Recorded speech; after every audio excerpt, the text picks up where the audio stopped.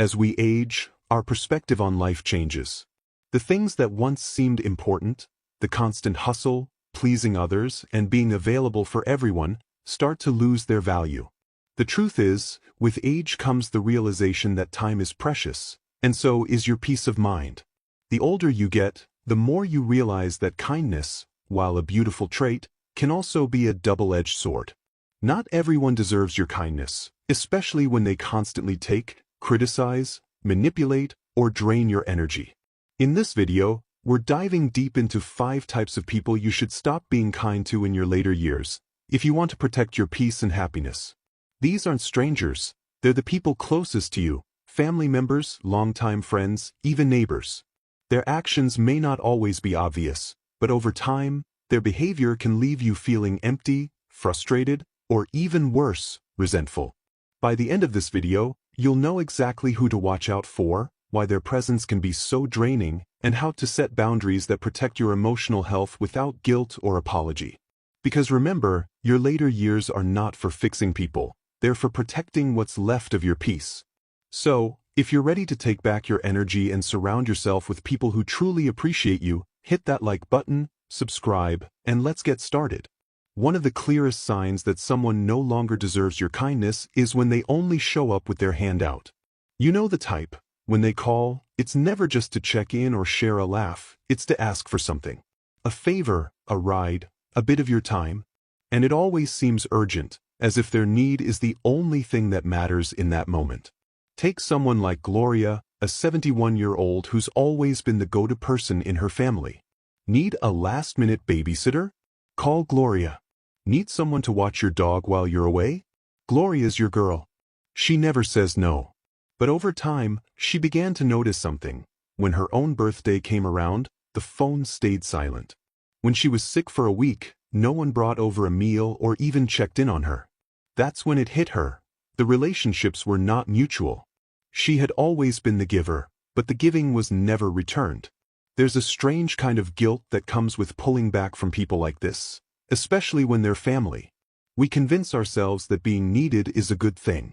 We tell ourselves that saying no is selfish and that, maybe, just maybe, next time they'll notice how much we do. But here's the truth. If someone only values you when you're useful to them, then they don't really value you at all. You're not a person to them, you're a service.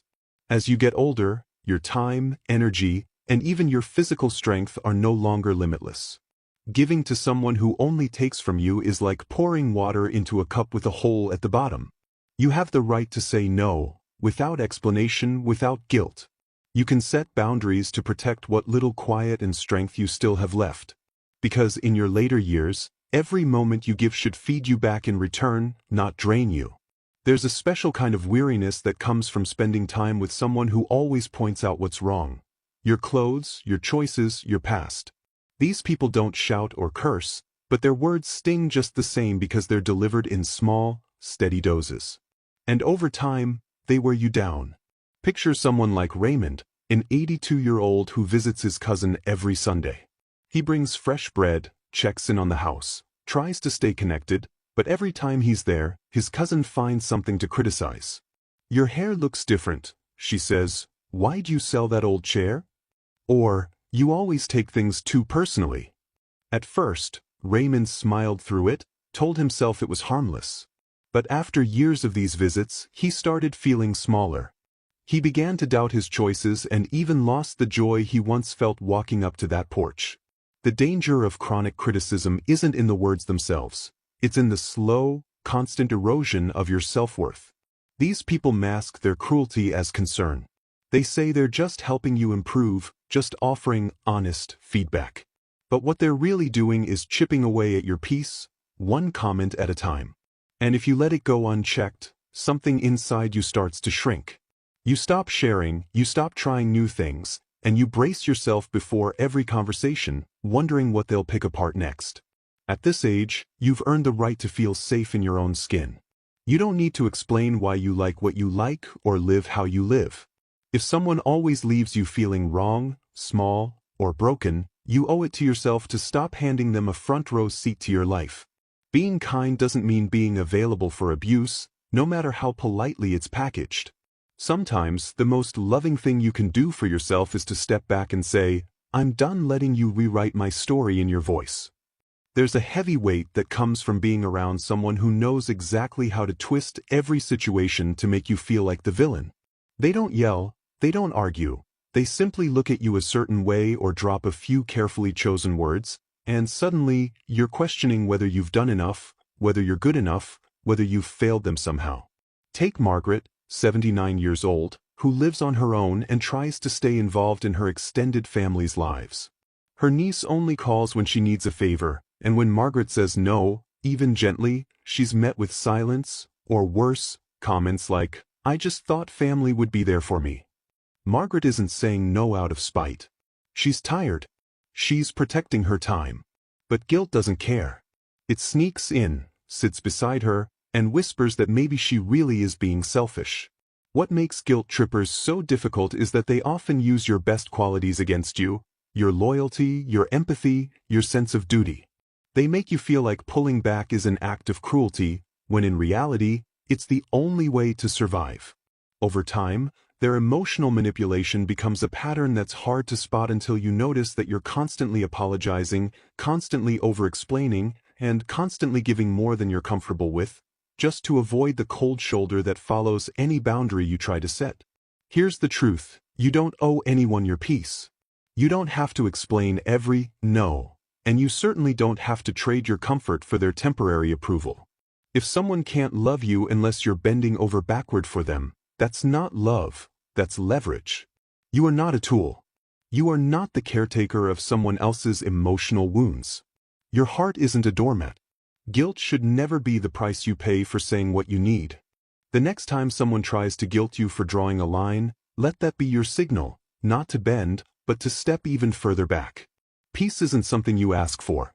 It's something you protect. Not all enemies are loud or obvious. Some wear a smile, offer kind words, and appear to cheer you on, but underneath, there's a quiet competition brewing. These are the secret competitors. People who don't just want to succeed, they want to ensure that you don't shine too brightly beside them.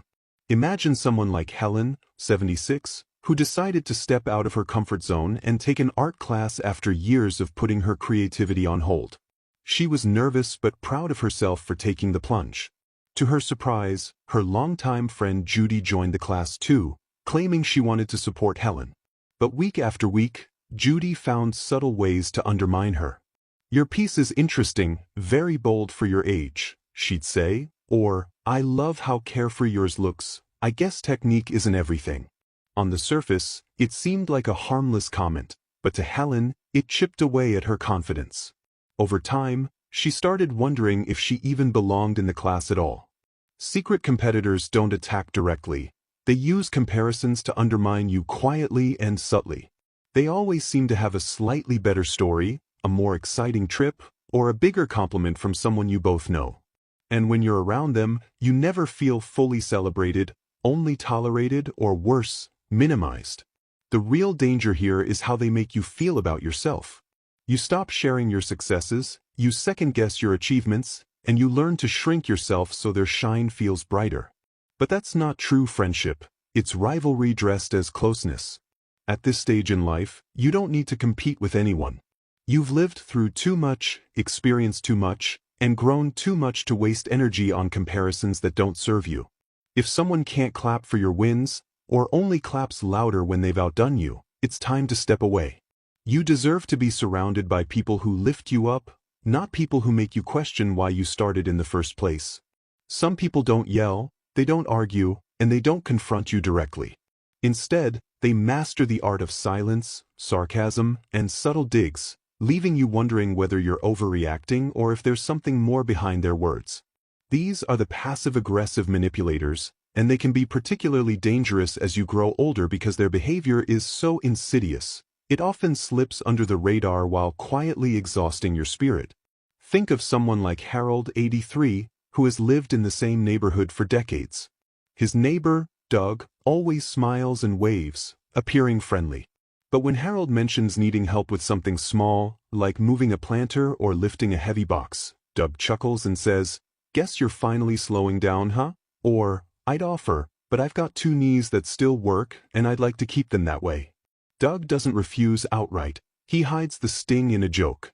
Harold is left standing there, unsure whether he's been insulted or just dismissed. Passive-aggressive people play by a different set of rules.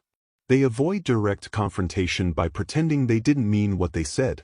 They leave messages unanswered, cancel plans without explanation, and when you bring it up, they flip the script and accuse you of being sensitive, dramatic, or difficult. Over time, this behavior wears you down. You start walking on eggshells, trying to avoid setting them off. You tell yourself, it's not worth the fuss, but it is. The longer you stay in that dynamic, the more you silence your own needs just to keep the peace that never truly existed in the first place. At this stage in life, peace isn't a luxury, it's a necessity. You don't have to respond to every slight. You don't have to teach anyone how to treat you.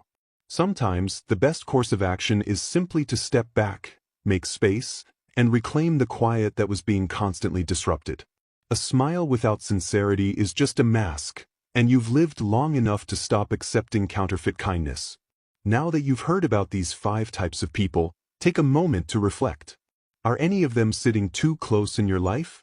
Are you offering your time, your patience, or your energy to people who only take, tear down, or twist your good intentions into obligations? The truth is, the older you get, the more valuable your peace becomes. You've carried people, forgiven more than you should have, and kept silent to avoid conflict. But at some point, you don't have to keep doing that, not anymore. These years aren't about enduring toxic patterns, they're about clearing them out. You have the right to protect your space, to choose who gets access to your heart, your time, your living room, and your phone. Being kind doesn't mean being available to people who leave you drained. It doesn't mean putting their comfort above your sanity. It means choosing compassion with boundaries, warmth with wisdom. And if that means walking away from someone who's been in your life for years, so be it. Sometimes the greatest act of kindness you can offer yourself is finally saying, enough. Your later years are not just about surviving, they're about healing, growing, and surrounding yourself with people who truly see you. And that starts with letting go of those who never did. Protect your peace, because you've earned it.